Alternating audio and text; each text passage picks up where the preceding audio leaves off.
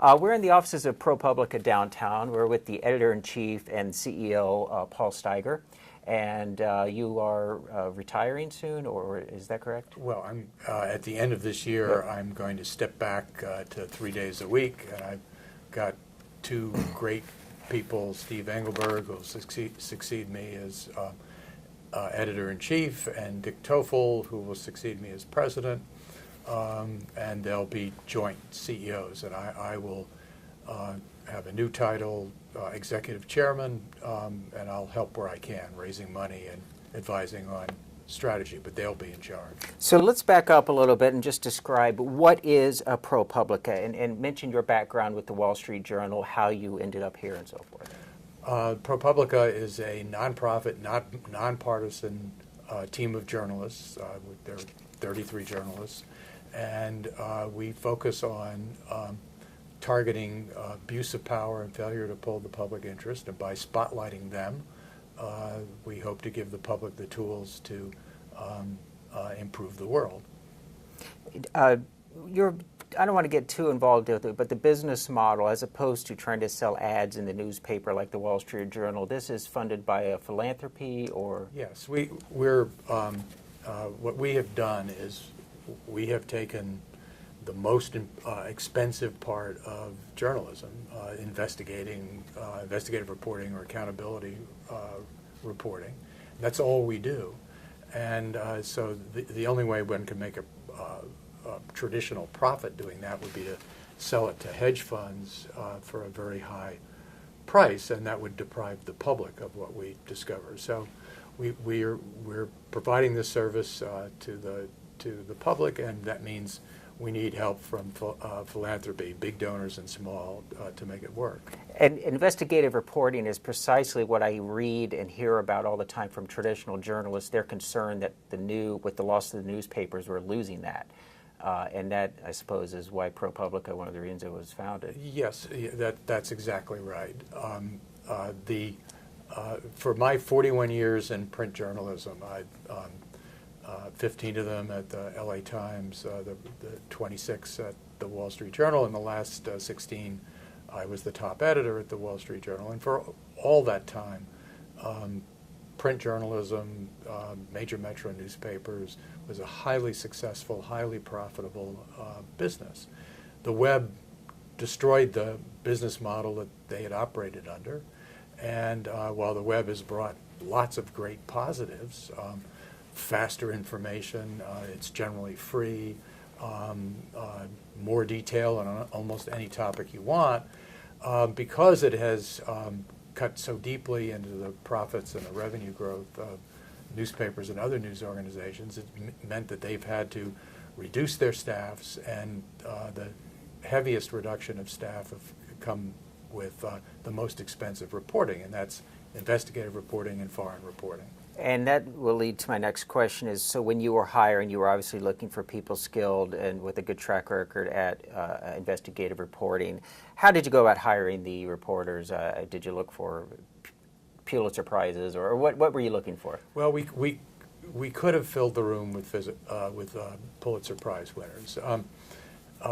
When we opened our doors here in January of 2008, there was an empty newsroom, but we had 1,400 resumes, unsolicited, for at the time what were 17 reporting jobs. So we really had the pick of the crop, but we didn't want to have everybody be the same age and with the sort of the same level of experience. That the notion was that the most experienced folks would train and acculturate younger folks. I wanted a range of ages and a range of experience, because part of our goal was not just to do investigative reporting, it was to carry on the skill sets and the ethical background that allows people to do this reporting. David Weston, a former ABC, was on Charlie Rose the other night and mentioned how the new reporters have to be able to do all forms of media, online, digital, do their own camera work. That's correct. David's a good friend, and he really gets it. Mm-hmm. And so let's talk about some of the, since 2008, you've won some Pulitzers here, correct? We've What won are some what are some of the investigative reporting that you'd like to just talk about? One or two. Well, we have won a couple of Pulitzer Prizes, plus lots of other awards, and the awards are not important in and of themselves. I mean, they're nice to have, but they're a demonstration that the work we've done has been recognized by other experienced journalists. I agree. Maybe some laws that you've enacted or gotten passed through, or there's Physician Sunshine Act. Well, I'll give you an example. Two of our reporters were able to prove that it was taking the board in California that licenses nurses as long as 6 years to take the license away from nurses who had beaten up patients, stolen drugs from patients. We had dead patients, permanently disabled patients. So we collaborated with Los Angeles Times on this reporting. The LA Times, the biggest paper in California, put the story on their front page on a Sunday. Next day, on a Monday, the governor fired the board, replaced them with people who he mandated to fix the problem. That's the kind of thing we're trying to do. Let me change topics a little bit. We're downtown. We're looking at this wonderful view of the Hudson River, which you used to be New Jersey over there. That's right? New Jersey. You used to be over there at the Wall Street Journal. Yes. I am right. You're looking at my offices right over there, and it seems like downtown has more than one new media startup. This is a culture down here. There's a lot going on down here. I think this is correct. I mean, it's interesting that the Wall Street Journal, my old colleagues, they've moved up to Midtown to be in the headquarters of the News Corporation. They built a beautiful new state-of-the-art newsroom in that building for them. But meantime, Condé Nast is with the Freedom Tower, is moving down into the Freedom Tower. There are lots of small and mid-sized news organizations that are coming down here, and we found two huge advantages of being down here.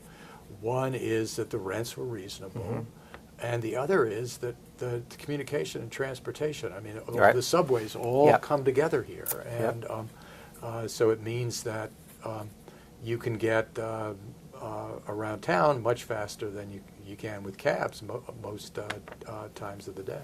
Yep, absolutely. So let's talk about the business of it. New media has tremendous examples like ProPublica and so forth, but monetizing it, it seems to be, and I have personal experience with this, Madison Avenue is still preferring traditional print and television ads, and it's hard to make a profit or a business model that's self-sustaining other than finding a philanthropist to fund you.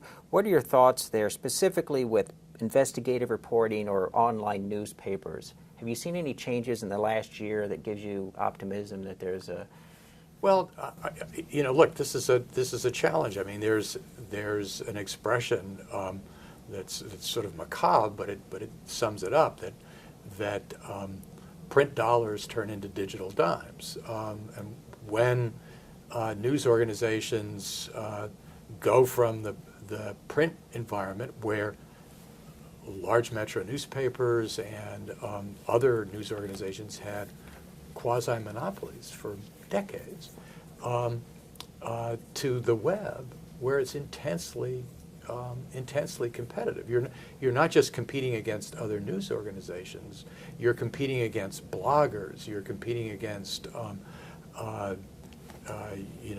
algorithmic searches that... Here's what I want to ask you, and I think you already have some partnerships like this. Just within the last year or so, I'm finally seeing, I've been involved with my new media healthcare channel and BatteryPark.TV since 2007.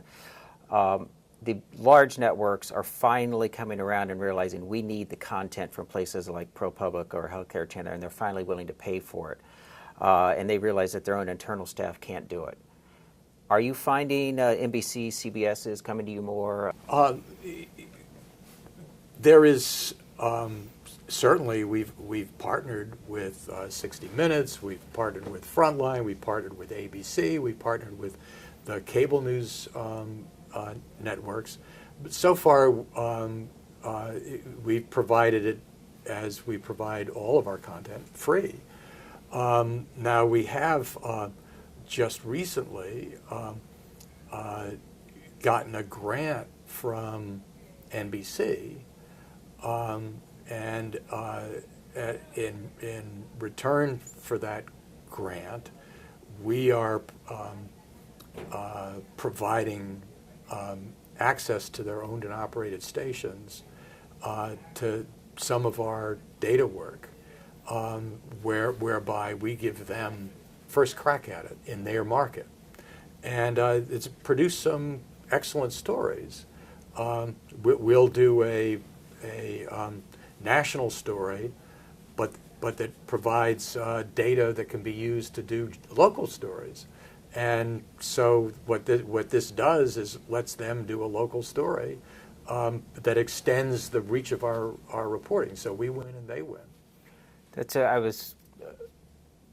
There's a couple of places trying to do networks of local stories through bloggers. Patch from AOL, DNA Info. We've worked with Patch, and they've used our stuff, but so far it's not syndication is not generating significant revenues. So, when you think about our major stories cost anywhere from $100,000 to $500,000 to produce. And the most that the best paying magazines will pay for a story is, like the New Yorker or Vanity Fair might pay $25,000 or $30,000 for a story. So you're not going to cover anywhere near your costs by syndicating. But we're looking anytime we see an opportunity, we'll be there. Whether it's advertising, whether it's syndication, whether it's sponsorship, we're willing to try it. But we think that for the the next 3 to 5 years anyway, the vast majority of our spending capital is going to have to come from philanthropy. Well, great. Well, thank you for talking to us. Delighted.